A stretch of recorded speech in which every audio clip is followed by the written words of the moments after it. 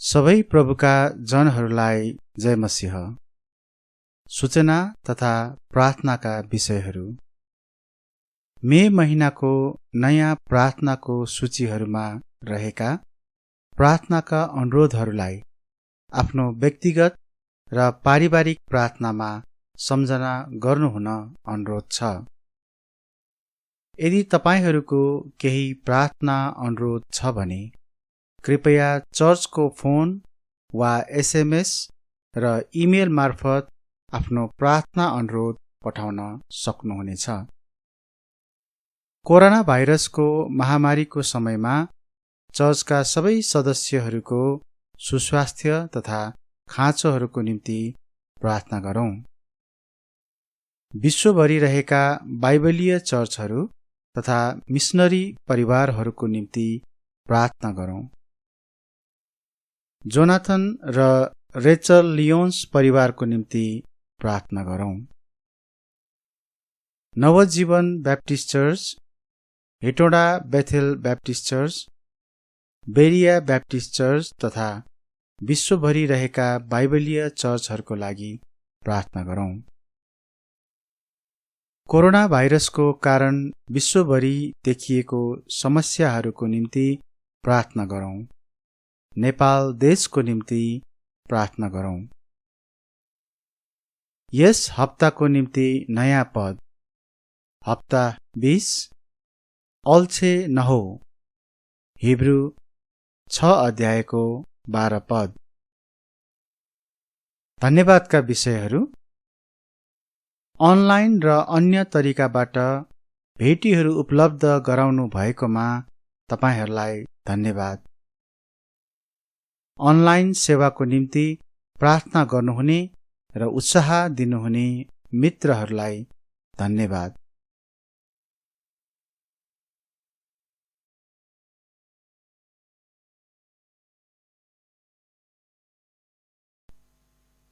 सबैजनालाई जय मसीह। हामीले गएको हप्तादेखि ख्रिस्टियनहरूलाई मनाही गरिएका कुराहरूको बारेमा अध्ययन गरिरहेका थियौं।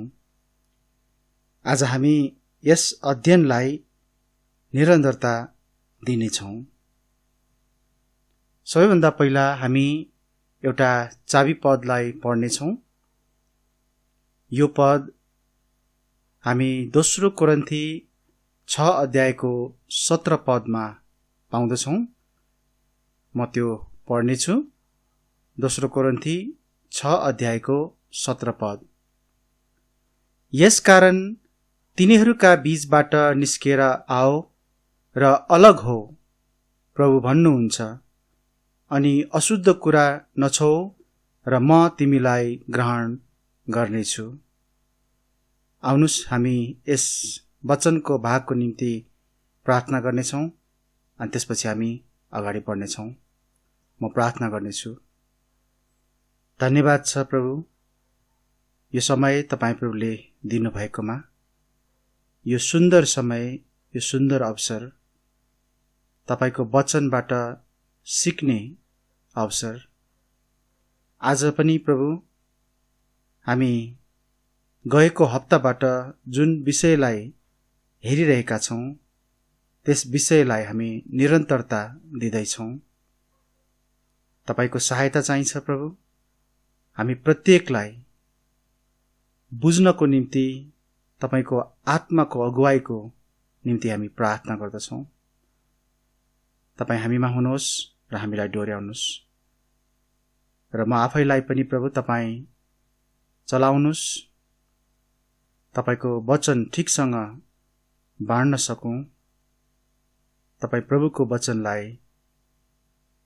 तपाई प्रभुका सत्यताहरूलाई ठीकसँग प्रस्तुत गर्न सकौं र हामी सुन्ने सबैलाई प्रभु यी सत्यताहरूलाई गम्भीरतापूर्वक बुझ्दै यसलाई आफ्नो जीवनमा पालना गर्न र अरूलाई पनि यी कुराहरू बताउन हामीलाई प्रभु तपाईँ मद्दत गर्नुहोस्। आशिष माग्छौँ प्रभु येशूको नाउँमा, आमेन। आज विश्वका प्राय देशहरूमा धार्मिक, सामाजिक, सांस्कृतिक, राजनैतिक इत्यादि क्षेत्रहरूमा स्वतन्त्रता र सहिष्णुताको अभ्यास बढ्दै गइरहेको छ। मानिसले आफ्नो विचार, आफ्नो इच्छा, आफ्नो तरिकामा कसैले हस्तक्षेप नगरोस् भन्ने चाहना राख्छन्। यद्यपि यस्ता स्वतन्त्रता र सहिष्णुताको अभ्यास कस्तो छ भने गर्न नहुने कुराहरूमा चाहिँ सहिष्णुता छैन, तर जतिसुकै आपत्तिजनक, खराब र पतित भए तापनि त्यस्ता कुराहरूमा भने सहिष्णुता र स्वतन्त्रताको जस्तोसुकै अभिव्यक्तिलाई पनि स्वीकार गर्ने गरिन्छ। यस्तो विकृत सहिष्णुता र स्वतन्त्रताको पक्षमा तिनीहरूका प्रतिक्रियाहरू धेरै हुन्छन्।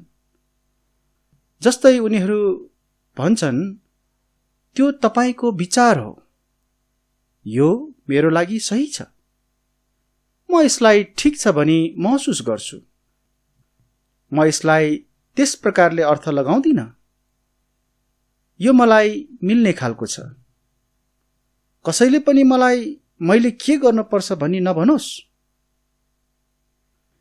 तापनि परमेश्वरको वचनले कुनै अलमल बिना यस्ता धेरै मुद्दाहरू चाहिँ स्पष्टसँग धार्मिकता वा पापका मुद्दाहरू हुन् भनी देखाउँछ। अनि यस्ता कुराहरू एक ख्रिस्टियनले गर्नु हुँदैन। बाइबलमाथि आलोचना गरिने एउटा कुरा चाहिँ के छ भने यसमा नकारात्मक तवरले धेरै नै तिमीले नगर भन्ने आज्ञाले भरिएको छ भन्ने रहेको छ। हो, बाइबल पापको सम्बन्धमा नकारात्मक छ, तर उस्तै नै समानान्तर रूपले यो शिक्षाको हिसाबले धार्मिकतापूर्ण व्यवहारको बारेमा सकारात्मक पनि छ। नकारात्मक विचार परमेश्वरको स्वभावको कारणले होइन। तिमीले नगर भन्ने परमेश्वरको आज्ञाले मानिसको पाप प्रतिको झुकाउलाई सुधार गर्न र उसलाई आफैले निम्त्याएको विनाशबाट सुरक्षा दिन्छ।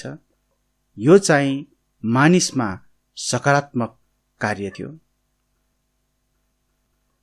तिमीले नगर भन्ने परमेश्वरका आज्ञाहरू चाहिँ एक अभिभावकले आफ्ना नानीहरूलाई कुनै निश्चित खतराहरूबाट जोगाउन र उनीहरूलाई जीवनमा आनन्द वृद्धि गर्न हुन्न वा नगर भन्ने जस्तै नै हो।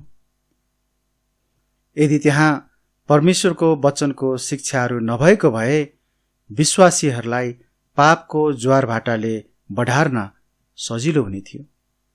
परमेश्वरलाई धन्यवाद छ कि हामीसँग बाइबल छ।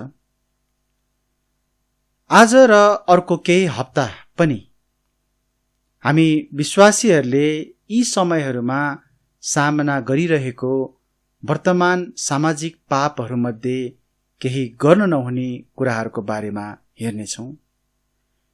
ख्रिस्टियनहरूलाई मनाही गरिएका कुराहरूका सम्बन्धमा हामी विशेष गरी 5 कुराहरूको बारेमा अध्ययन गर्नेछौँ। ती 5 कुराहरू: किन ख्रिस्टियनहरूले मदिराको सट्टा असल पेय पदार्थहरू उपभोग गर्छन्? दोस्रो, किन ख्रिस्टियनहरूले जुवा खेल्नको सट्टा कडा मेहनत गर्छन्? तेस्रो कुरा, किन ख्रिस्टियनहरूले धूम्रपान गर्नको साटो आफ्ना शरीरहरूको वास्ता गर्छन्? चौथो कुरा, किन ख्रिस्टियनहरूले संगति गर्छन् तर नाच्दैनन्? अनि पाँचौं कुरा, किन ख्रिस्टियनहरू संगीतमा छनोट राख्छन्? गत हप्ता हामीले पहिलो बुँदा र तेस्रो बुँदालाई हेर्यौं। पहिलो बुँदा, किन ख्रिस्टियनहरूले मदिराको सट्टा असल पेय पदार्थहरू उपभोग गर्छन्। अनि तेस्रो बुँदा थियो, किन ख्रिस्टियनहरूले धूम्रपान गर्नको साटो आफ्ना शरीरहरूको वास्ता गर्छन्। हामीले यी दुईवटा विषयहरूलाई गएको हप्ता हेरेका थियौं। आज हामी अर्को बुँदालाई हेर्नेछौं। आज हामी दोस्रो बुँदालाई हेर्न जाँदैछौं।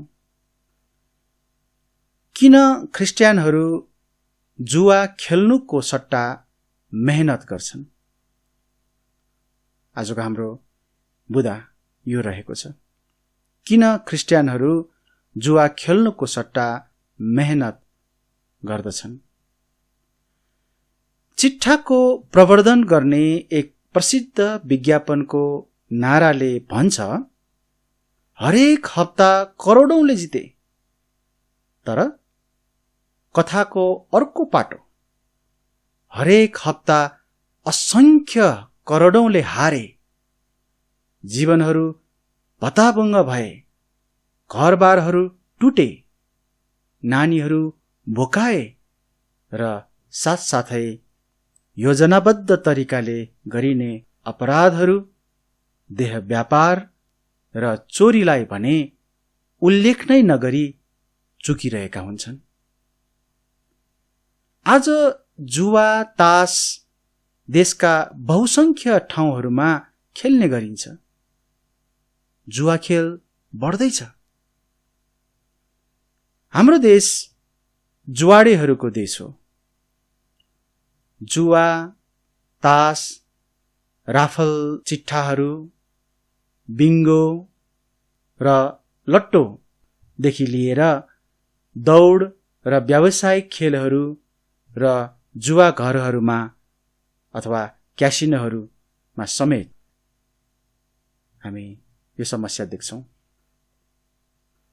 त्यहाँ तपाईको रुपैयाँ अझै बढी फिर्ता आउने आशामा दाउमा लगाउने धेरै नै अवसरहरू हुने गर्छन्।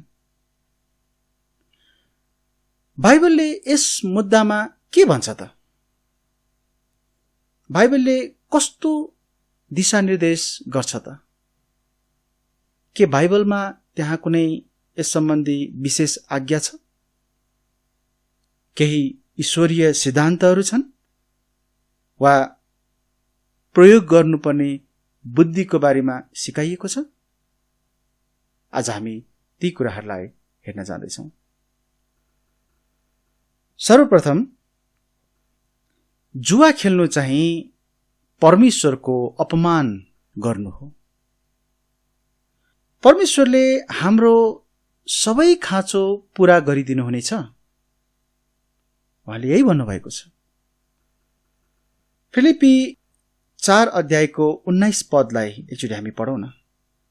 फिलिपी 4 अध्यायको 19 पदमा,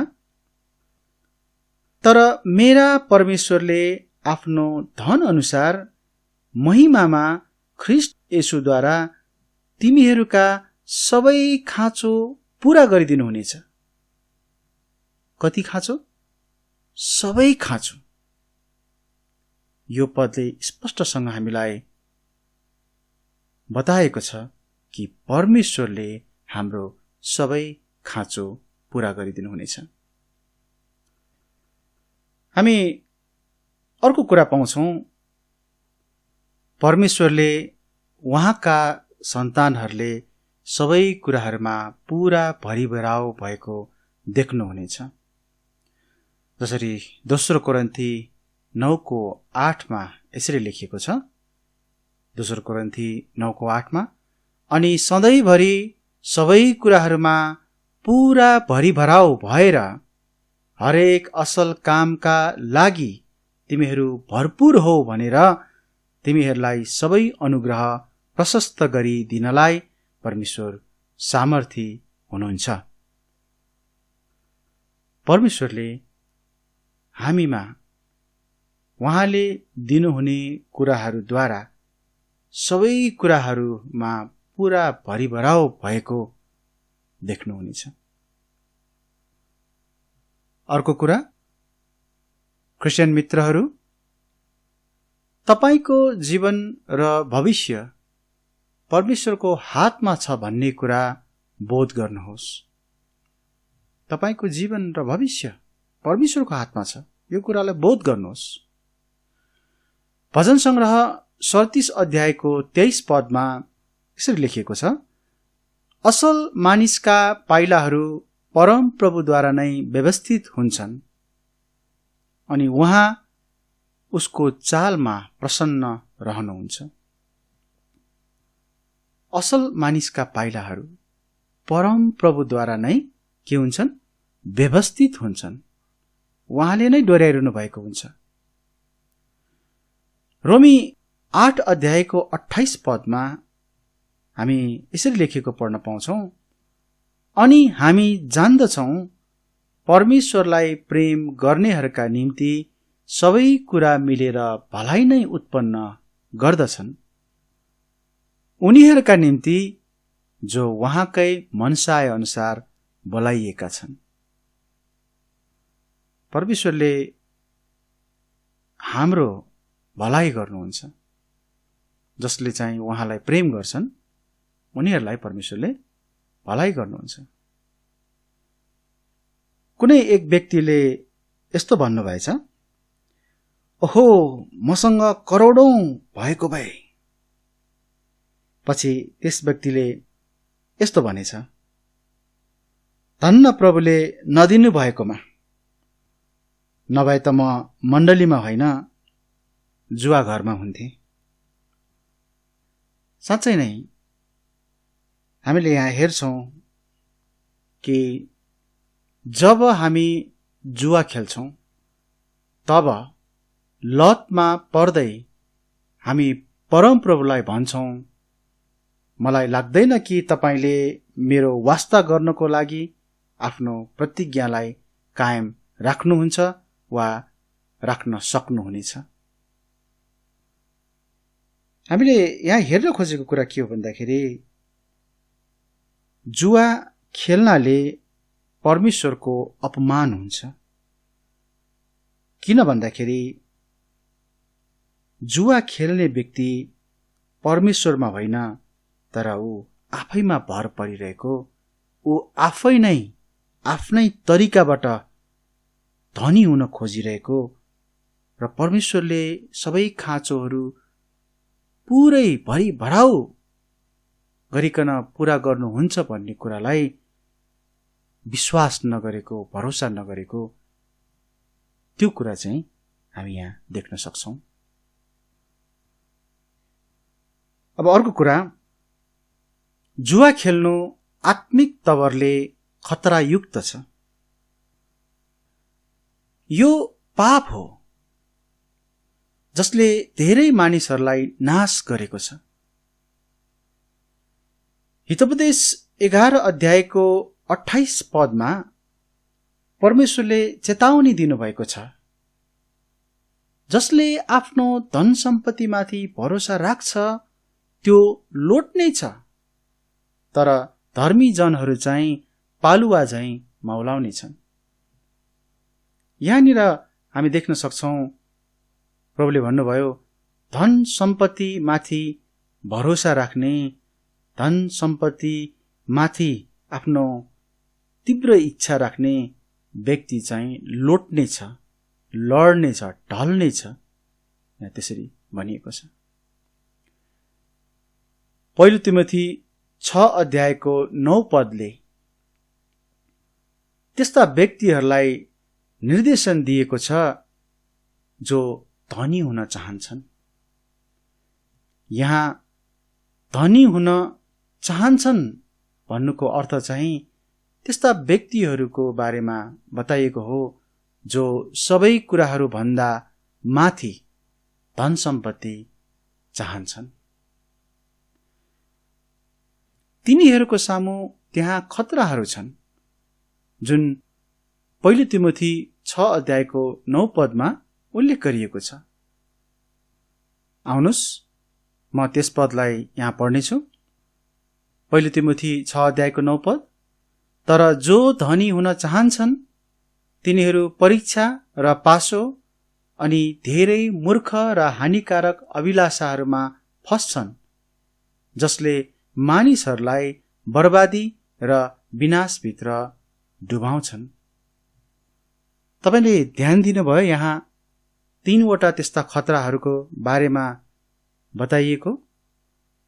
एउटा परीक्षा, दोस्रो पासो अनि तेस्रो चाहिँ मूर्ख र हानिकारक अभिलाषाहरू। जो धनी हुन चाहन्छन् अथवा जो धन सम्पत्तिलाई आफ्नो जीवनको सबैभन्दा माथि पहिलो प्राथमिकतामा राख्छन्, त्यस्ता व्यक्तिहरू परीक्षा, पासो, मूर्ख र हानिकारक अभिलाषाहरूमा फस्छन् भनेर चाहिँ यहाँ बताइएको छ। अर्को कुरा हेरौँ हामी। सामान्यतया जुवा खेल्नु स्वार्थी हो, अथवा हामी भन्न सक्छौं स्वार्थीपना हो। यो चाहिँ अरूहरूको खर्चमा आफ्नो उन्नति खोज्नु हो।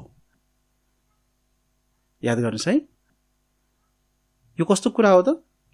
अरूहरूको खर्चमा, अरूहरूको सम्पत्तिमा भन्न सक्नुहुन्छ आफ्नो उन्नति खोज्नु हो। लोभ चाहिँ उत्प्रेरित गर्ने कारक हो। लोभले नै त्यहाँनिर त्यस व्यक्तिलाई उत्प्रेरणा दिन्छ। विचार गर्नुस् न, ज्याकपोटमा अथवा पुरस्कारको कोषमा करोडौं रुपैयाँ कहाँबाट आउँछ? त्यहाँनिर पुरस्कार दिनको लागि पुरस्कार दिने व्यक्तिले आफ्नै खल्तीबाट त पक्कै पनि पैसा खर्च गर्दैन। त्यहाँ धेरै धेरै मानिसहरूले चिट्ठा किन्छन्, पैसा लगाउँछन्, अनि ती सबैजनाको पैसा बटुलेर त्यहाँ खेलाउने मानिसहरूले आफूलाई पनि फाइदा राख्छन् र त्यहाँ विजेतालाई चाहिँ त्यो पैसा दिने गर्छन्। यसबाट हामी के देख्छौं भन्दाखेरि जसले जित्यो र जसले फाइदा पायो त्यो व्यक्तिहरूले आफ्नो पैसाले होइन तर अरूको पैसाहरूबाट लाभ लिएका छन्। अनि यो चाहिँ स्वार्थीपना हो। प्रस्थान 20:15 प्रभुले भन्नुभयो, तिमीले चोरी नगर्नु। कसैले पनि हार्नको लागि जुवा खेल्दैनन्। सबै प्रकारका जुवाहरूको मुख्य उत्प्रेरणा चाहिँ अरूहरूको खर्चबाट फाइदा कमाउनु हो, अनि त्यो चाहिँ लोभ हो। यसैगरी पहिलो तिमोथी 6:10 यसरी लेखेको हामी पढ्न पाउँछौं।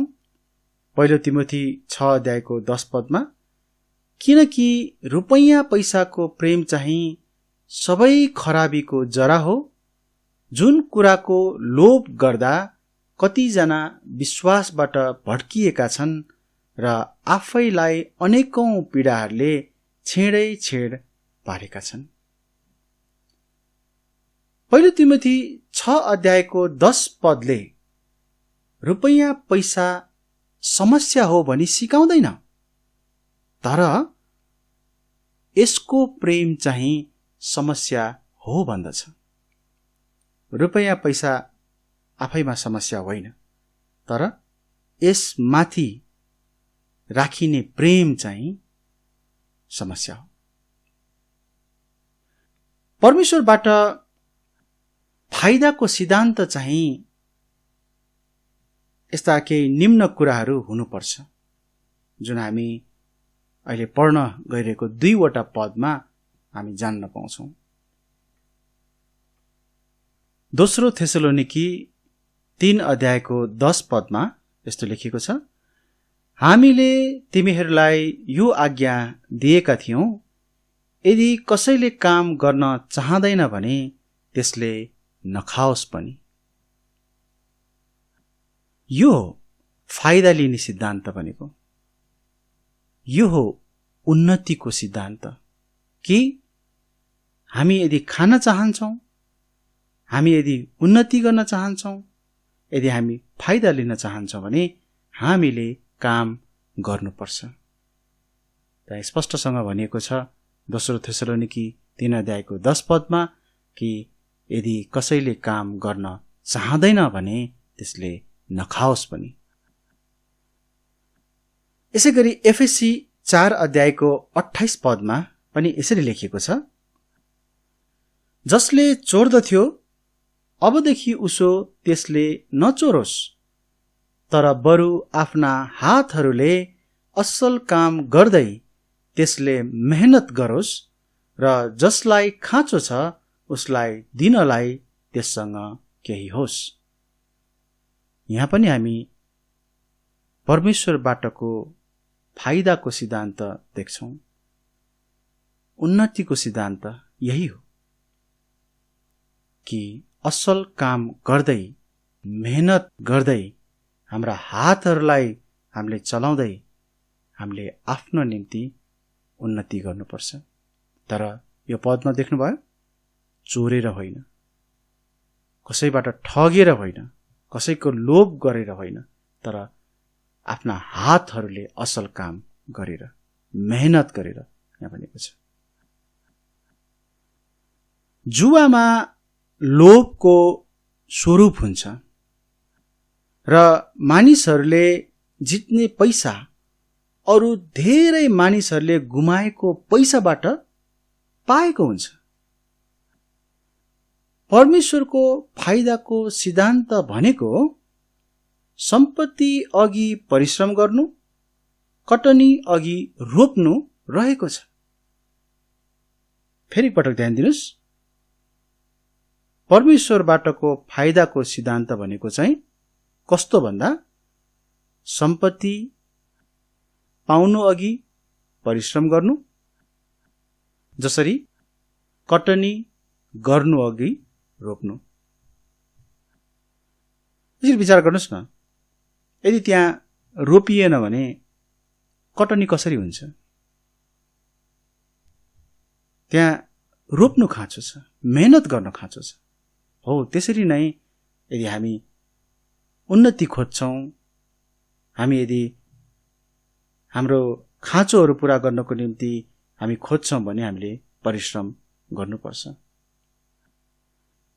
जुवा खेलाइले परमेश्वरको प्राकृतिक नियमलाई रद्द गर्दछ, किनभने जुवाडेले अरूहरूले रोपेको कुराहरूको कटनी गर्न खोज्दछ। जुवाडेले अरूहरूले रोपेको कुराहरू अथवा अरूहरूले लगाएको पैसाहरूबाट चाहिँ उनीहरूले लुट्ने काम गर्छ, उनीहरूले त्यहाँबाट कटनी गर्ने काम गर्छ। यसैगरी हामी हेरौं अर्को कुरा, जुवा खेलाइ खराब भण्डारीपन हो। जुवा खेलाइ खराब भण्डारीपन हो। जुवामा लिप्त भएर वास्तवमा नै कसैले जित्दैन, वास्तवमै कसैले जित्दैन। पहिलो कोरिन्थी 4:2 हामी परमेश्वरले ती सबै कुराहरूमा हरेक ख्रिस्टियनहरूलाई विश्वासयोग्य भएको चाहनुहुन्छ, जसलाई परमेश्वरको हातबाट उसलाई दिएको छ भन्ने कुरालाई पढ्न पाउँछौं। त्यहाँ यसरी लेखेको छ, अब भण्डारीहरूमा यो कुरा हुनु परेको छ, मानिस विश्वासयोग्य पाइयोस्। परमेश्वरले क्रिस्चियनहरूलाई जति कुराहरू दिनुभएको छ त्यसमा विश्वासयोग्य हुनुपर्छ। यदि परमेश्वरले कुनै विश्वासीलाई, कुनै क्रिस्चियनलाई 100 रुपैयाँ दिनुभएको छ, तर उसले चाहिँ मलाई त यो 100 रुपैयाँले पुग्दैन, म यसलाई अब 10 गुना बनाउन चाहन्छु भनेर यदि जुवा खेल्न गयो, उसले चाहिँ चिट्ठाहरूमा लगायो भने परमेश्वरले दिनुभएको त्यो 100 रुपैयाँको सवालमा चाहिँ ऊ एउटा असल भण्डारी बन्न सकेन। मैले मेरो जीवनमा त्यस्तो धेरै घटनाहरू सुनेको छु, देखेको पनि छु। जुवामा मानिसले आफ्नो सम्पत्ति त सिद्ध्याए नै, तर आफ्नो श्रीमतीलाई शुद्ध जुवामा लगाएको। खेलहरूमा समेत, विश्वकप फुटबलमा यदि फलानो टिमसँग चाहिँ मेरो टिम हार्यो भने म मेरो श्रीमतीलाई तिमीलाई दिनेछु भनेर बाजी लगाएको हामी अरू देशहरूको घटनाहरू हामी पढ्न पाउँछौँ, सुन्न पाउँछौँ। अनि हाम्रो देशमा पनि र म आफैले पनि चिनेका त्यस्ता केही व्यक्तिहरू हुनुहुन्थ्यो जसले आफ्नो घर, जग्गा, जमिन, पसल सबै जुवामा हारेर सिद्ध्याए। हामी त्यस्तो बन्न सक्दैनौँ। हामी क्रिस्चियनहरू त झन् परमेश्वरका असल भण्डारी हुनुपर्छ भन्ने कुरालाई हामीले भुल्नु हुँदैन। यसैले जुवामा लिप्त भएर वास्तवमा कसैले जित्दैन। एउटा विश्वासीले पनि जित्दैन। उसले पैसै जिते पनि, उसले सम्पत्ति जिते पनि परमेश्वरको दृष्टिमा उसले त्यो पैसालाई, त्यो सम्पत्तिलाई ठिक ठाउँमा प्रयोग नगरेको हुनाले ऊ चाहिँ उहाँको दृष्टिकोणमा हारिरहेको हुन्छ। परमेश्वरको दृष्टिकोणमा ऊ हारेकै हुन्छ। अर्को कुरा, प्राय जुवा खेल केवल अन्धविश्वास मात्रै हो भन्ने कुरालाई पनि हामीले बुझ्नुपर्छ। प्राय हामी सुन्ने गर्छौं, ओ यो अङ्क त एकदमै भाग्यशाली छ, भाग्यशाली अङ्क, ओहो यो तरिकाबाट चाहिँ हामी जित्न सक्छौं, भाग्यशाली तरिका। अनि कसैले चाहिँ आफ्नो 2वटा औँलालाई पटार्ने गर्छन्, लक भन्छ त्यसलाई, भाग्य हैन। यस्तै कुराहरूमा मानिसहरू विश्वास गर्छन्। भाग्यको सम्बन्धमा एकचोटि हामी हेरौँ न, यशाया 47 अध्यायको 12 पद अनि 13 पदमा परमेश्वरले के भन्नुहुन्छ यस्तो कुराहरूको सवालमा। त्यहाँ भनेको छ, तेरा मोहनीहरू र तेरा प्रशस्त टुनामुनाहरू लिएर त अब उठ, जसमा तैँले तेरो जवानीदेखि नै मेहनत गरेकी छस्। कतै तैँले फाइदा उठाउन सक्छस् कि? कतै तैँले थर्कमान पार्न सक्छस् कि? त आफ्ना प्रशस्त सल्लाहकारहरूको कारणले थाकेकी छस्। ती ज्योतिषीहरू, तारादर्शीहरू, औँसीमा सायद हेर्नेहरू अब खडा हुन् र तमाथि आइपर्ने कुराहरूबाट तलाई बचाउन्। यहाँ हामी देख्न सक्छौं, बेबिलोनीहरू, अन्य जातिहरू यसरी नै भाग्यहरूमा मोहनी, टुनामुना अनि ताराहरूलाई हेरेर, औँसी यस्ता कुराहरूलाई हेरेर चाहिँ उनीहरू निर्णय गर्थे। भाग्य वा भाग्यशाली जस्ता कुराहरूमा उनीहरू विश्वास गर्दथे। तर यी सबै कुराहरू अन्धविश्वास मात्रै हुन्। हामीले हेर्नुपर्ने कुरा चाहिँ के हो त? रोमी 8:28 अघि पनि हामीले पढ्यौं। त्यहाँ यस्तो लेखिएको छ, म वाक्यको अंश मात्र पढ्नेछु। परमेश्वरलाई प्रेम गर्नेहरूका निम्ति सबै कुरा मिलेर भलाइ नै उत्पन्न गर्दछन्।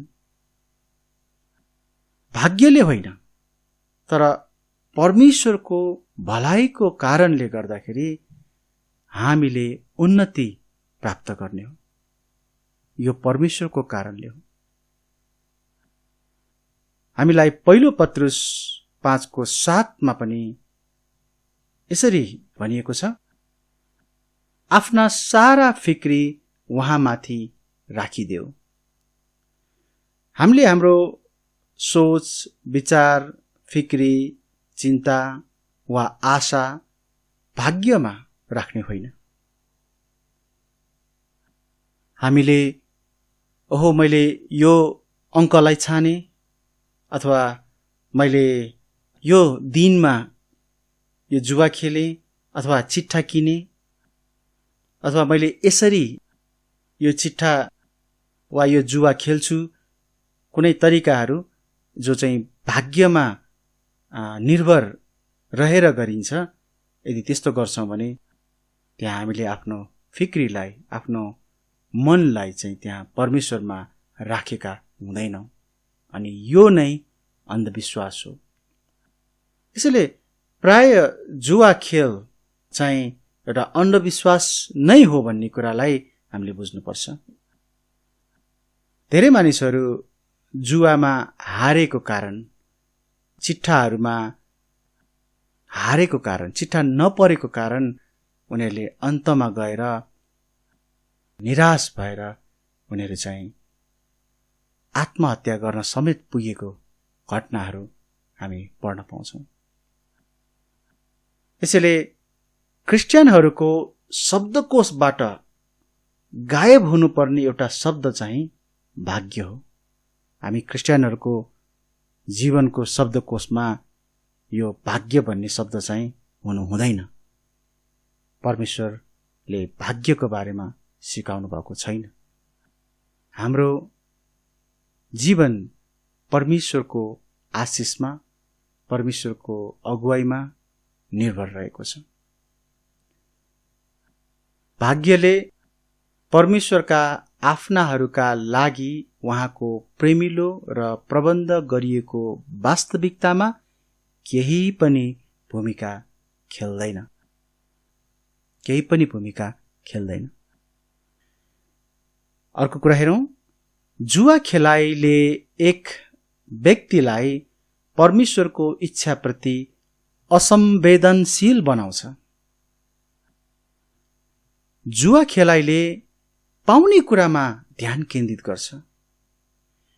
यो चाहिँ भौतिकवादतर्फ अन्धाधुन्दा बढ्नु हो।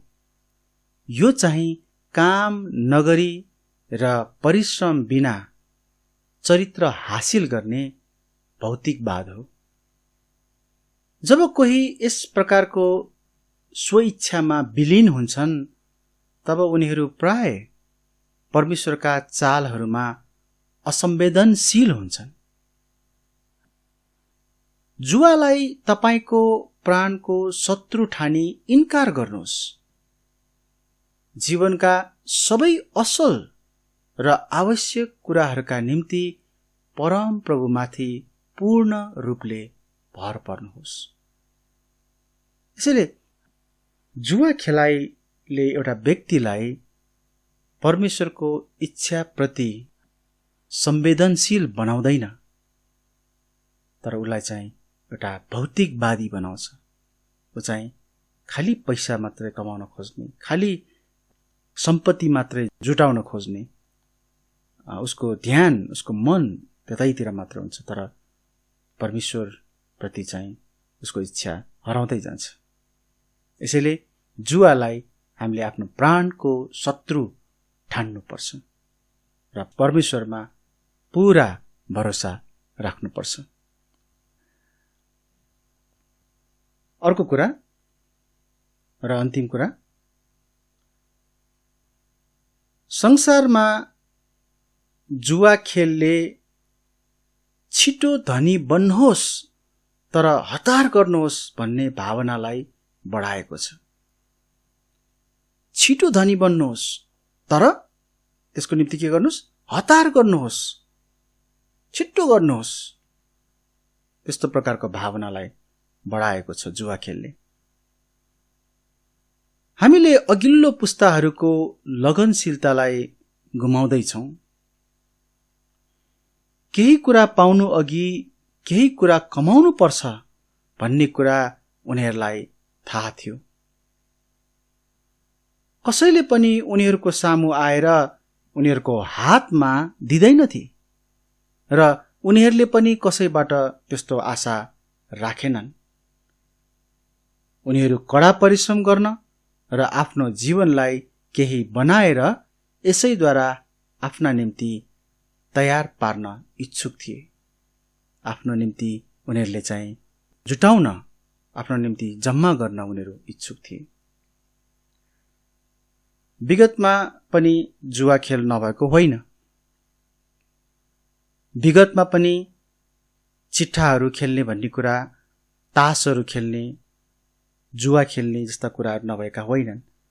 तर विगतमा धेरै मानिसहरू चाहिँ कडा मेहनती अनि परिश्रमीहरू पनि थिए अनि उहाँहरूले आफ्नो पसिना बगाईद्वारा, हातको परिश्रमहरूद्वारा उनीहरूले आफ्नो परिवार, आफ्नो निम्ति उनीहरूले चाहिँ जोहो गर्थे, जम्मा गर्थे।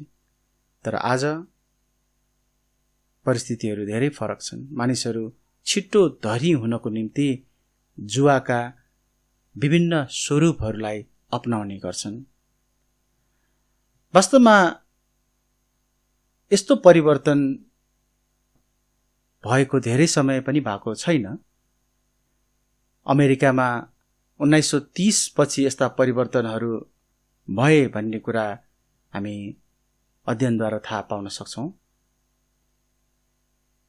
र आज धेरै मानिसहरू काम गर्न र केही कुराको निम्ति बचत गर्न चाहँदैनन्। आज तिनीहरू अहिले पाउन मात्र चाहन्छन्, खालि पाऊ मात्रै भन्ने उनीहरूको स्वभाव हुन्छ।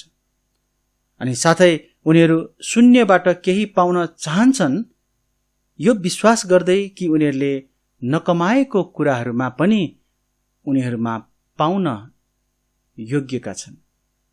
अर्थात् उनीहरू केही पनि लगानी गर्दैनन्। भन्नुको अर्थ पैसाको लगानी कुरा गर्न खोजेको होइन, तर उनीहरूको आफ्नो परिश्रम, मेहनत, बुद्धि, उनीहरू केही पनि लगाउन चाहन्नन्। तर बसी बसी चाहिँ उनीहरूले चाहिँ मैले यी कुराहरू पाउन म योग्यको छु भन्ने जस्तो प्रकारको उनीहरू ठान्छन्। यस छिट्टै धनी हुनुहोस् भन्ने सोच विज्ञापनद्वारा फैलाइएको छ। व्यावसायिक खेलकुदहरूद्वारा, हलिउड, बलिउड, कलिउड र रक स्टारहरूद्वारा, धितोपत्र बजारको जादुद्वारा, चिट्ठाद्वारा र यस्तै अरूहरूद्वारा। यसैले बाइबलले अल्छीपना, लोभ, रुपैयाँ पैसाको प्रेम, चोरी, भण्डारीपनामा अविश्वासी र मोहमा बाँधिने जस्ता कुराहरूको भत्सर्ना गर्छ।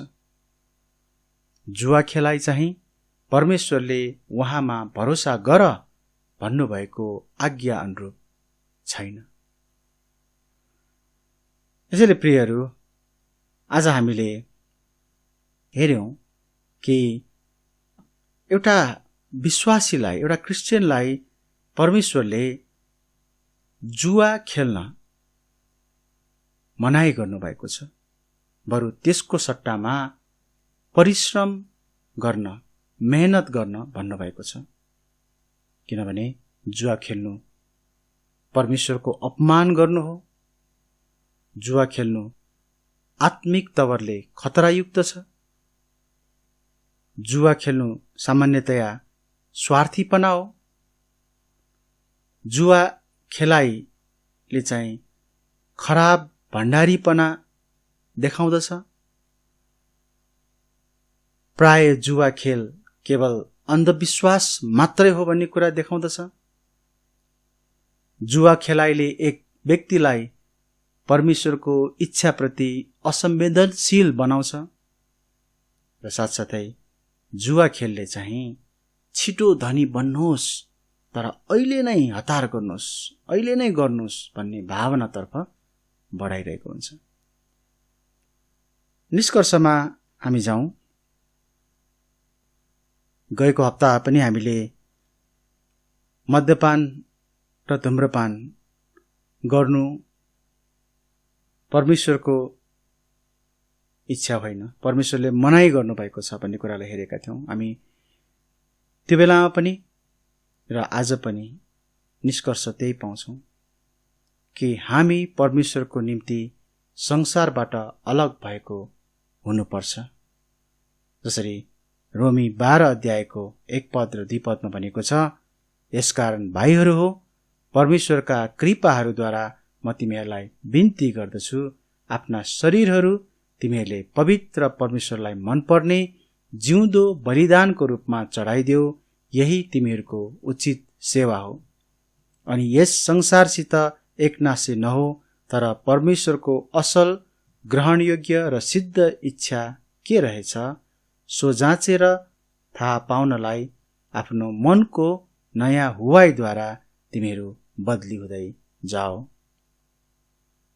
ख्रिस्टमा हाम्रो स्वतन्त्रता उन्नति नगर्ने कुराहरूका लागि बन्देज गरिएको छ। स्वतन्त्रता ठिक गर्नको लागि छुट हो, तर जे पनि गर्ने छुटको लागि कहिले पनि होइन।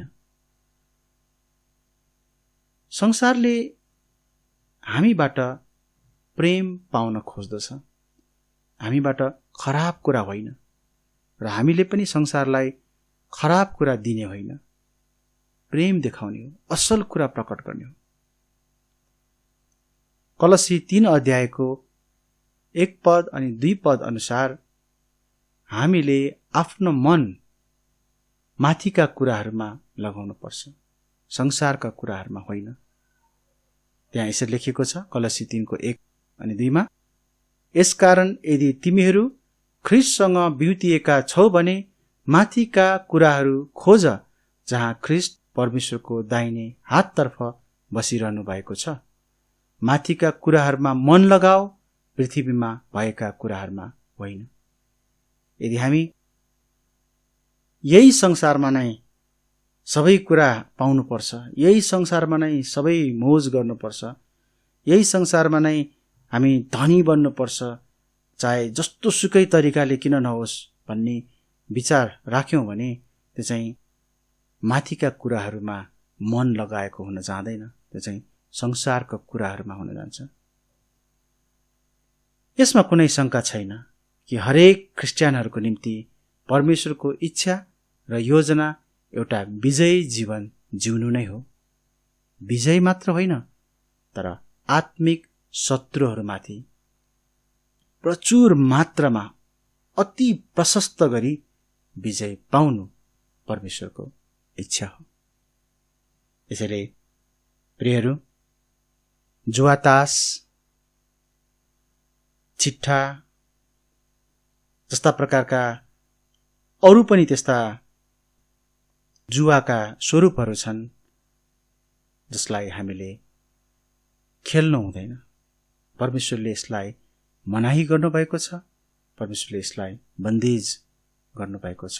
हामीले यस कुरालाई बुझ्न सकौं र त्यही अनुसार आफ्नो जीवनलाई अगाडि बढाउन सकौं। आउनुस् म प्रार्थना गर्छु।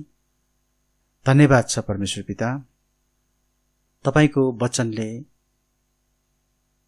जवाफहरू दिएको छ, जुन मानिसहरूको निम्ति जटिल छ, जुन मानिसहरूको निम्ति गाह्रो छ,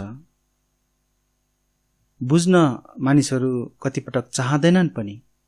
त्यस्ता कुराहरूप्रति तपाईँ परमेश्वरको वचन स्पष्ट छ र आज हामीले जुवा खेल्ने कुराहरूको विषयमा हेर्यौं। तपाईको इच्छा कदापि पनि होइन यो, किनकि जुवा एउटा यस्तो खालको खेल हो जसले सबैतर्फ चोटै चोट पार्दछ। अनि तपाईँ प्रभुमाथि भरोसा नगरिकन मानिसहरूबाट लुटेर, मानिसहरूबाट खोसेर आफूलाई उन्नति अनि समृद्ध बनाउन खोज्ने तरिका, अनि यो तरिका चाहिँ तपाईको इच्छामा होइन प्रभु। आज जुवा, तास अनि अरू प्रकारका यस्ता स्वरूपहरूले धेरै मानिसहरूलाई बर्बाद तुल्याएको छ। हामी पढ्न पाउँछौं कि मानिसहरूले आफ्ना श्रीमतीका, छोराछोरीका सुन अनि चाँदीहरू खोसेर लुटेर उनीहरू चाहिँ जुवा तास खेल्नको निम्ति जान्छन् अनि घरमा रित्तै फर्किन्छन्। बेलुकी खाना हुँदैन उनीहरूसँग, तर उनीहरूले भएको कुराहरू पनि जुवा तासमा खेलेर सिद्ध्याउँछन्। अनि यस्ता लतहरू अनि यस्ता खराब कुराहरूबाट मानिसहरू जोगिनु तपाईको इच्छा हो। अनि विशेष गरी तपाईका छोराछोरीहरू यस्ता कुराहरूमा नफसुन्। चाहे सानो स्वरूपमा होस् चाहे ठूलो स्वरूपमा होस्, जुवाको कुनै पनि स्वरूपमा तपाईको छोराछोरीहरू नफसेको तपाई चाहनुहुन्छ। प्रभु तपाई सहायता गर्नुहोस् हरेकलाई। अनि हाम्रो जीवनमा घट्ने हरेक कुराहरू र हामीलाई भविष्यमा हामीले पाउने हरेक कुराहरूको पछाडि तपाईको हात छ। त्यहाँ कुनै भाग्य छैन। हामी आफ्नो भाग्य निर्माण गर्न सक्दैनौं, तर सबै तपाई प्रभुको आशिषमा तपाईको अगुवाईमा निर्भर छ। हामी तपाईलाई हेर्दछौं। हाम्रा फिक्री चिन्ता हाम्रा सबै खाँचोहरू हामी तपाईमा नै राख्दछौं। तपाई नै हामीलाई सहायता गर्नुहोस्, तर अरु कुनै तरिकामा होइन। आजको वचनलाई यही राख्दै तपाईसँग आशिष पनि माग्छौं र यो सेवालाई यही अन्त गर्ने अनुमति पनि लिँदछौं। आशिष माग्छौं प्रभु येशू ख्रीष्टको नाममा, आमेन।